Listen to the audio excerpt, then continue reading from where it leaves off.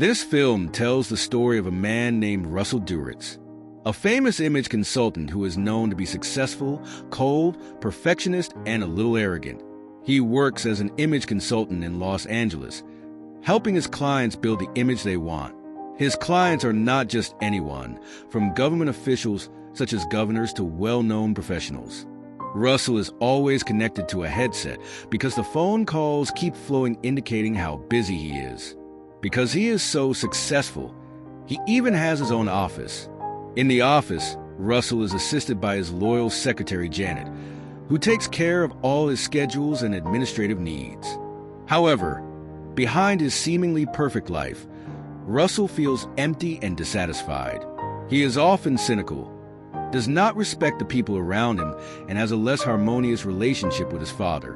One day his father, Sam, came to the office and invited Russel to come to his house because his younger brother and his family would visit.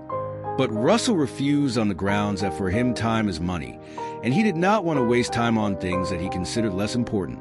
Russel Garits, although successful in the world of work, is still haunted by his childhood memories at his parents' house.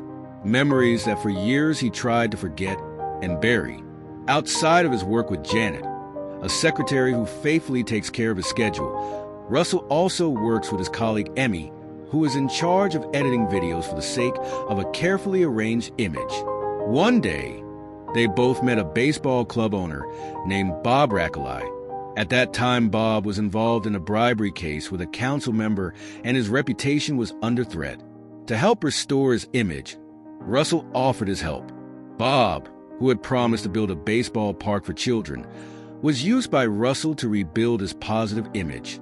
Russel ordered Bob's assistant to find the children he needed in the hope that Bob could look like someone who was very loved by children. However, after all was done, Amy did not agree with Russel's way of exploiting children for the sake of Bob's troubled business. Hearing Amy's words, Russel finally realized that he had gone too far.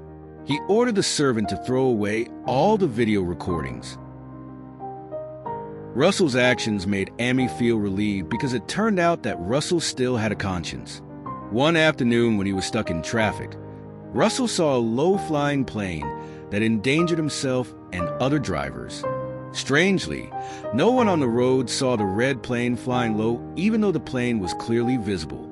That night at around 3 a.m., Russel received a voice message from his father, Sam, who still wanted him to come home if he had free time. But Russel just kept quiet and chose to sleep. Russel did not reply to the message because it was late at night. In the middle of the night when he was asleep, he woke up hearing a strange sound from downstairs. In his mind, he thought that a thief had entered the house, even though his house was equipped with a sophisticated alarm system. Russel carefully checked outside and made sure no one was there. However, downstairs he found a toy airplane with the name Rusty written on it, which was Russel's nickname as a child. Russel suspected that maybe his father had deliberately kept the toy in his house, hoping he would come, assuming it was just an attempt by his father to call him home. Russel went back to sleep. However, a few moments after that, the noisy sound was heard again from downstairs. Russel was shocked and immediately went to check.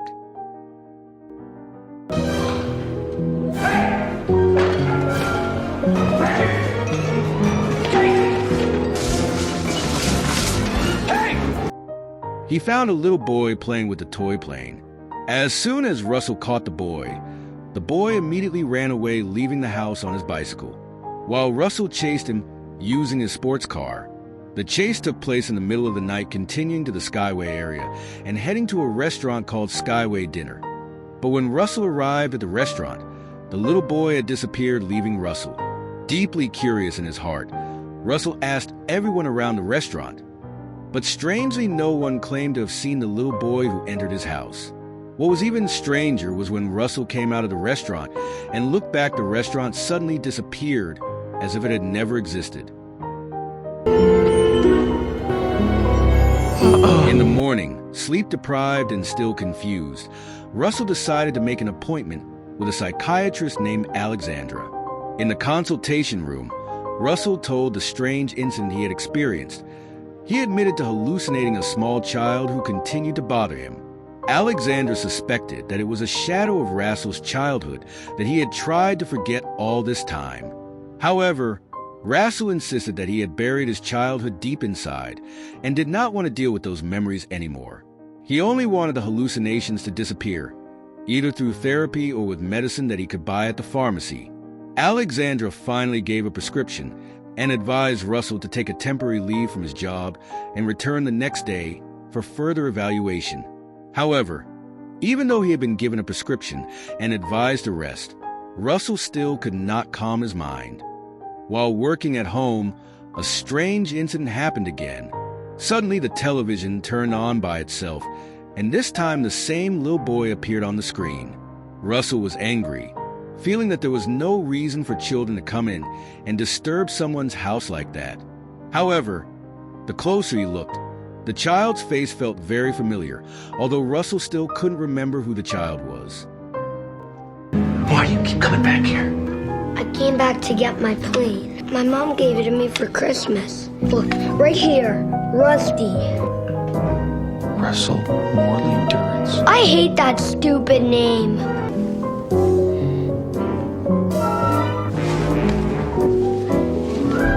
Are you who I think you are?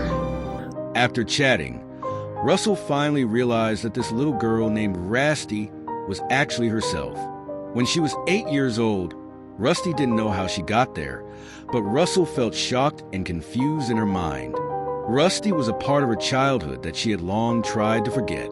Now the little girl has reappeared and Russel still can't believe what happened. Russel repeatedly thought that this was all just a hallucination. He was sure that after taking the medicine given by Alexandra, Rusty would disappear, but that effort failed again. The more he tried to cover it up, the stronger Rusty's presence became. With increasingly chaotic feelings, Russel then called his secretary, Janet, and asked her to meet him in the basement. At that time, Russel introduced Rusty to Janet. A big surprise happened. It turned out that Janet could also see Rusty. Russel felt increasingly insane, confused, and upset. He ordered Janet to get rid of Rusty.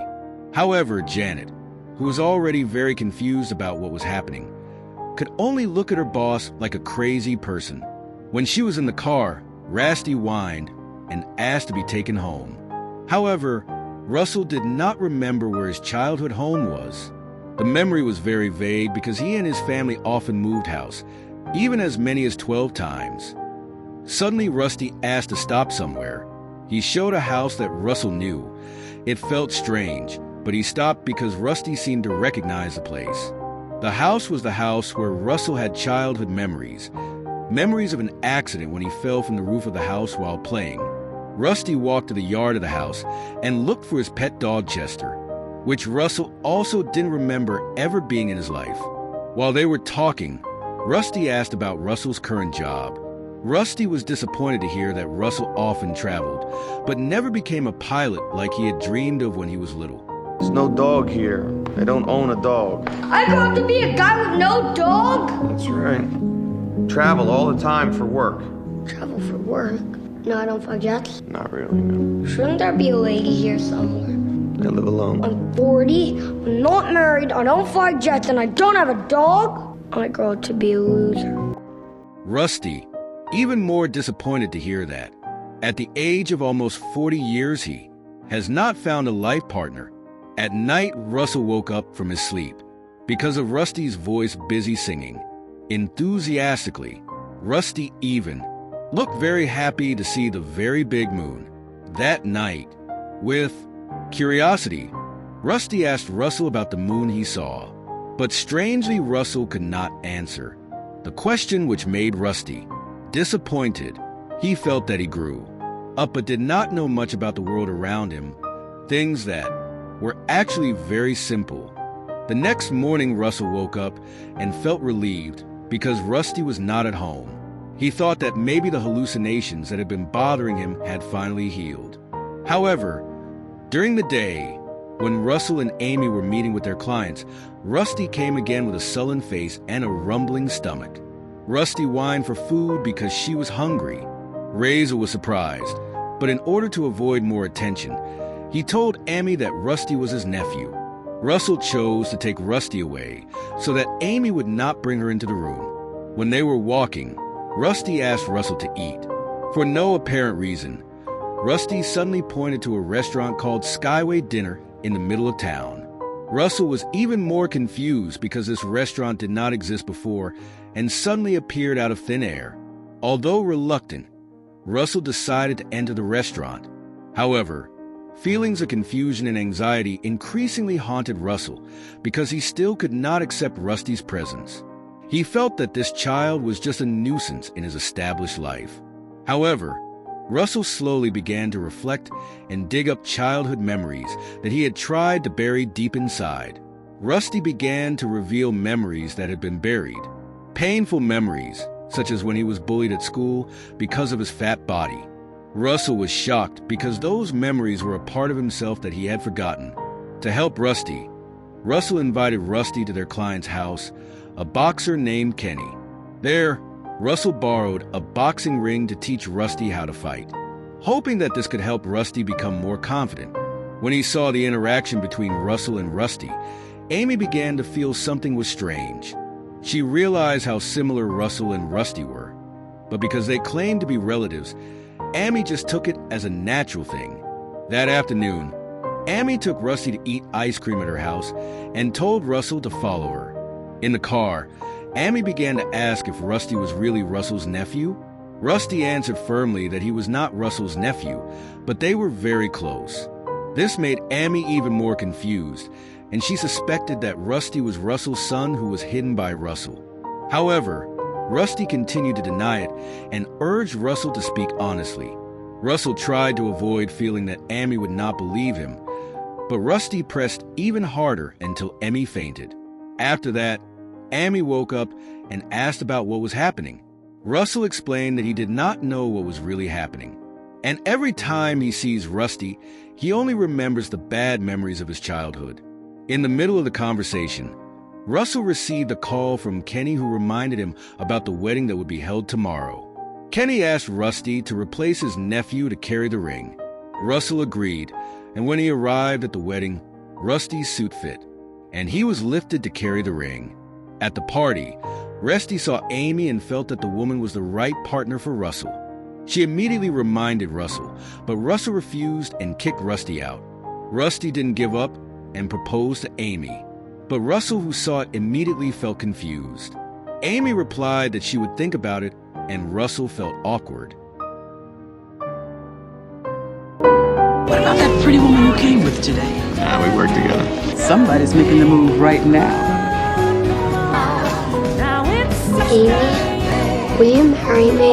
Okay, let's go. Russell felt awkward and went to get his car keys. Meanwhile, Amy and Rusty sat watching TV. It turned out that the recording that Russell had previously thrown away was found again by Rusty, and they watched the recording. Amy was very disappointed and felt that she had made a big mistake. She realized that Russell had changed into someone she no longer recognized. Even so, Russell argued that he had no obligations to the client and remained unchanged.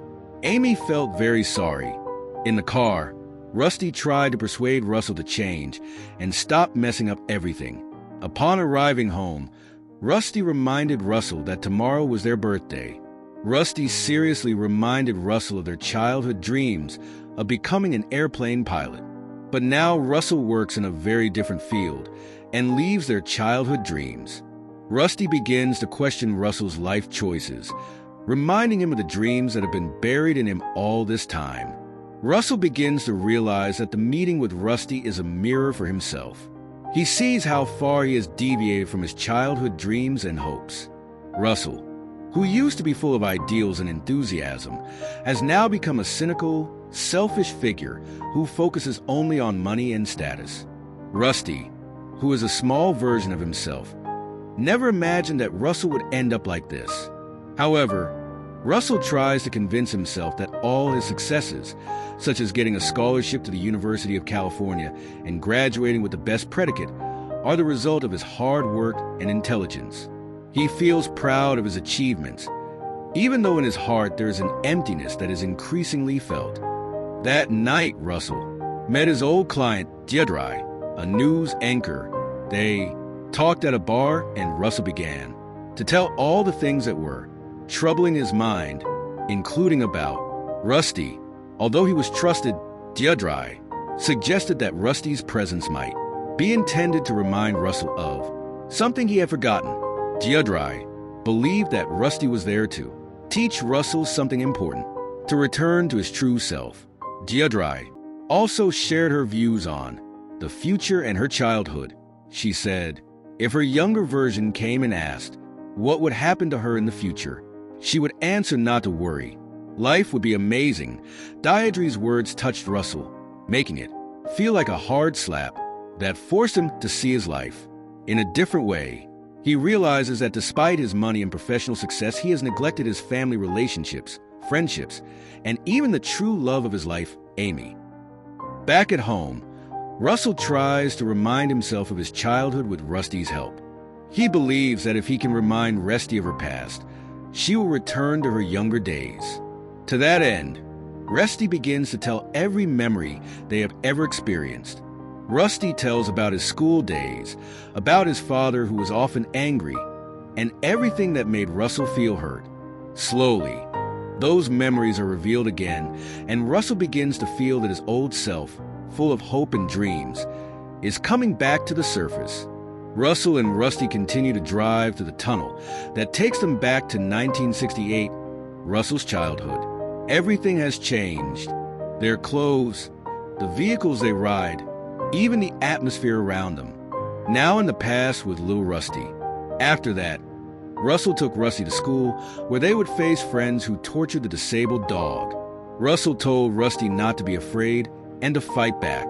He said that in the past when he lost the same fight, he was labeled a loser all his life. Even in high school, Russell hoped Rusty would not repeat the same mistake and encouraged him to fight and save the dog. "Don't be afraid," said Russell. "Don't be a loser against them." Rusty followed Russell's advice and managed to win the fight. He managed to save the three-legged dog, and his friends began to respect him. But the problem is not over yet. Because of the fight, Gloria's mother, Rusty, was called to school. Gloria, who was sick, was forced to leave the house. When they arrived home, their father was furious with Rusty for making his sick mother have to leave the house. "Why did you have to make your mother go out when she was sick?" Sam shouted. "You have to grow up, Rusty," Sam said. Russell, who heard the fight, felt increasingly pressured. Unable to hold himself back, he said to Rusty, "If it is true that mother can die sooner because you continue to be like this, we have to change." Mom's dying. Soon? For your next birthday. No, you didn't do it. It's not your fault. Dad was just saying those things because he's scared. Because he knows that he has to raise you alone and he doesn't know how to do it. To cheer Rusty up, Russell takes him to Skyway Dinner for dinner. While enjoying their meal, they talk about Rusty's future, which Russell worries might not be much different from his own. However, Rusty gives a different perspective. Rusty helps Russell understand that he doesn't have to keep trying to meet other people's expectations or feel guilty about his past. However, while they are having fun chatting, suddenly something strange happens. Hello, boy. How you doing? Chester, come on, boy. Did you hear what he just called his dog? When they chase the man, Russell and Rusty are shocked. It turns out that the man is the future version of Russell, precisely Russell who is 70 years old. They finally realize that he is the one who put the airplane toy in front of Russell's house and sent Rusty to meet his past self. Old Russell doesn't need to explain much. He just hints that in the next 30 years, Russell will understand everything. Young Russell is stunned when he sees Amy, who has become his wife.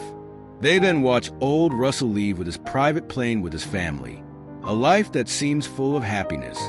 Rusty is very happy to realize that their future is finally becoming an airplane pilot, like the dream they have had since they were little.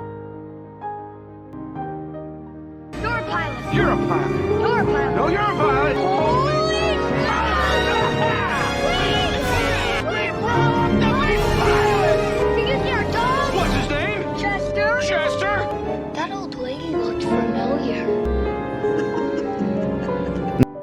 after the miraculous meeting, Russell suddenly returned to the present. Rusty disappeared just like that, leaving Russell, who had now completely changed. The emotional journey had changed his life, made him make peace with himself, and rediscover the values that he had ignored. Russell immediately told Janet to contact her father and tell him that he would come on Sunday.